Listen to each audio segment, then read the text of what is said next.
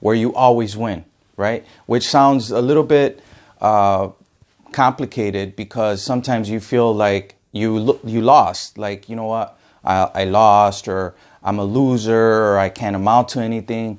And these are programs that have been embedded in your mind through your environment or through your habitual way of thinking.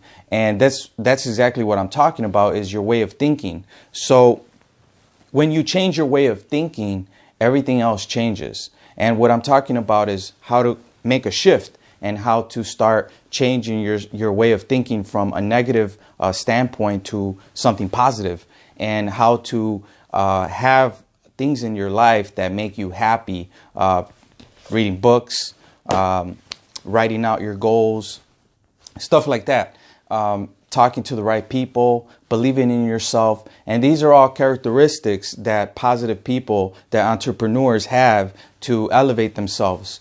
They say that your network is your net worth. So, you know, look out for the people that you're hanging around with, right?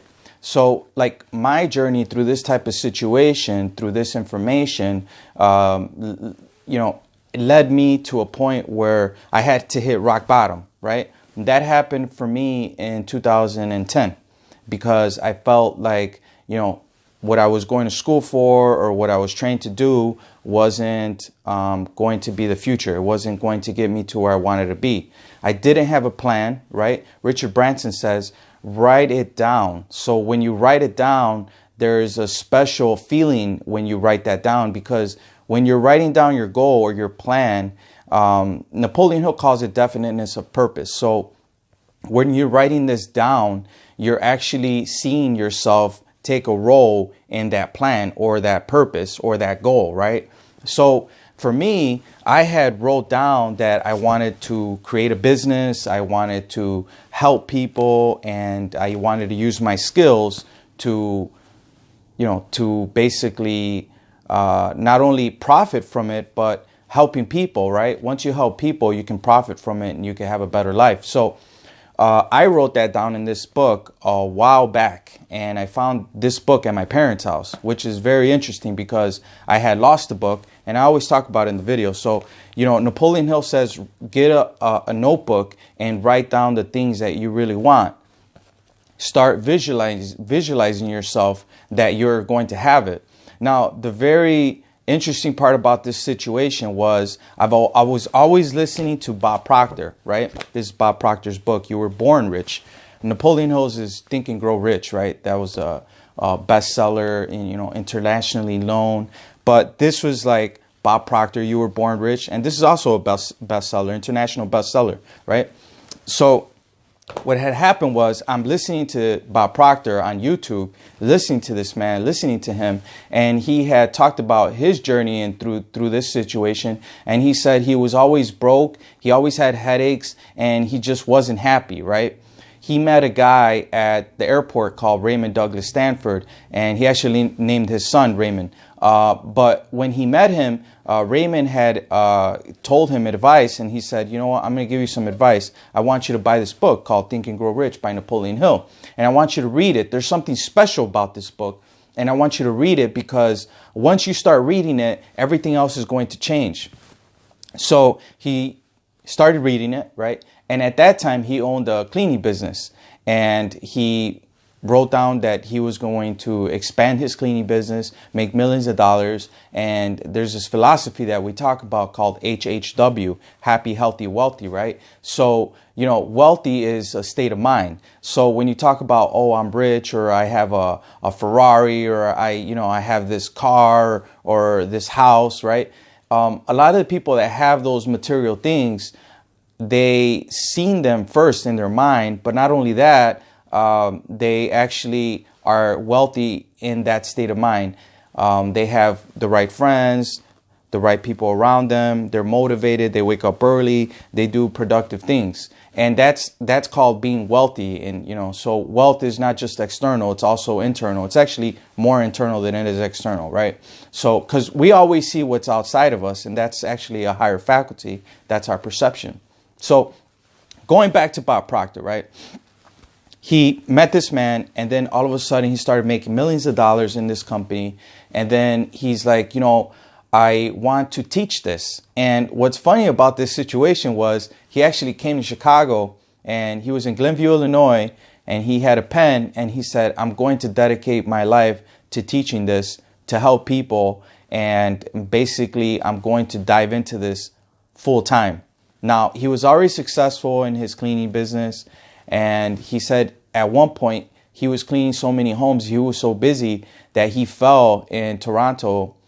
He fell in the street, and I guess he had like probably from so much work or from so much, you know, being busy so much, he fell down. And he said, someone told him, right? Someone talked to him and said, if you can't clean all of them, then don't clean none of them. Meaning that don't clean none of the homes or the offices. If you can't clean all of them, don't clean none of them. So all of a sudden he said, you know what? I'm the boss, right? So I'm going to let this business run on its own. And he always talks about when you have a business, you want it to work for you. You don't want to work for it. Yeah, you might, you know, participate. You might be doing things, but that's not a business when you're stuck there 9 to 5. And I would encourage people that do work 9 to 5 to read this material and to pick up these books. If you need life coaching, you can reach out to me as well. So going back to this situation with me and how this relates to Napoleon Hill and Bob Proctor, I was broke. I wasn't happy. I felt like the qualities that I had weren't good enough. And then I started to change them. I went through an emotional impact. And they say that there's only 2 ways to change your paradigm.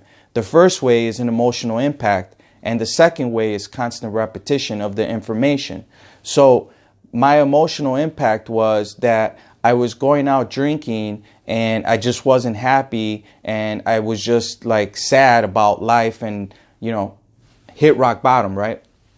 So after I got out of that situation, I started listening to Napoleon Hill, reading Napoleon Hill, and then everything else started to change. I started to put a plan together, like I said in this book.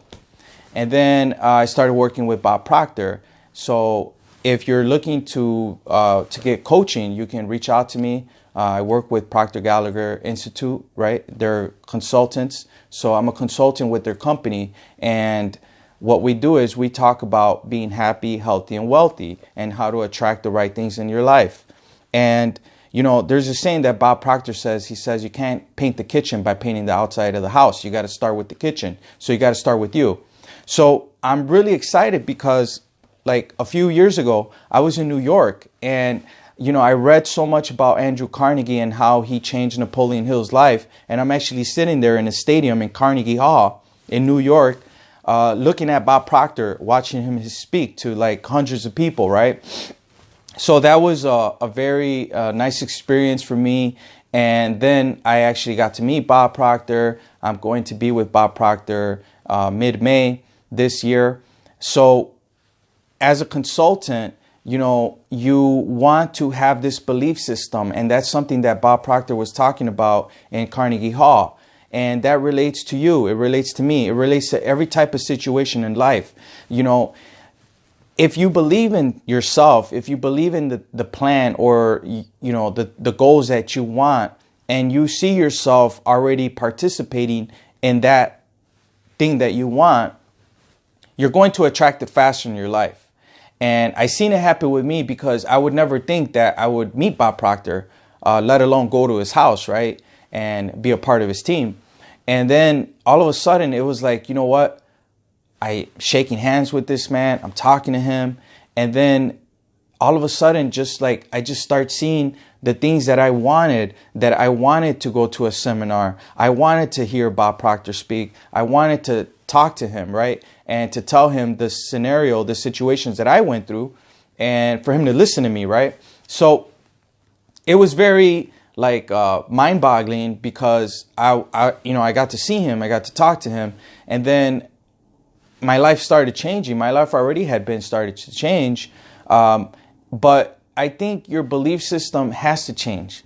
And what's funny about this situation is it's so simple because if you Google a paradigm, what's a paradigm? A paradigm are a multitude of habits that are fixed that we were brought up with. So these habits, you know, they create our belief system, and these habits could be either positive or negative, you know, and the negative attributes to these type of things lead you to the wrong path of where you don't want to go. And that's why you have trouble succeeding in certain areas, right? So when you change your paradigm, you can only change it two ways. And that's by going to the seminars, listening to videos like this, or an emotional impact, you know, a loss of a loved one, different type of situations that make you change your way of thinking. So, you know, we have higher faculties, we have lower faculties, we have, you know, perception, the will, memory, imagination, and intuition. And then we have the lower ones, see, hear, taste, touch, smell, right? So what we want to do is we want to tap into our higher faculties, and we want to start doing creative things. Like Bob Proctor says that we're creative beings, we're spiritual. So we have this creative DNA in us. So we have to tap into that creativity and start imagining the things that we want. That's a higher faculty, the imagination. So you start imagining things like, I have $1 million in my savings account. My house is paid off. I'm happy. I'm healthy. I'm wealthy. And then you start believing in it. So there's this book that Bob Proctor recommends. It's called The Art of Acting by Stella Adler. And in this book, The Art of Acting, she talks about how you could act, right? And she helped Marlon Brando. So if anyone has watched The Godfather, you know that Marlon Brando is a good actor. And he passed away already, but, you know, he did the foreword in her book, and he talked about, you know, how much she had helped him, right? And I might be wrong about this, but I think she was French. She came to the U.S. and she lived in California.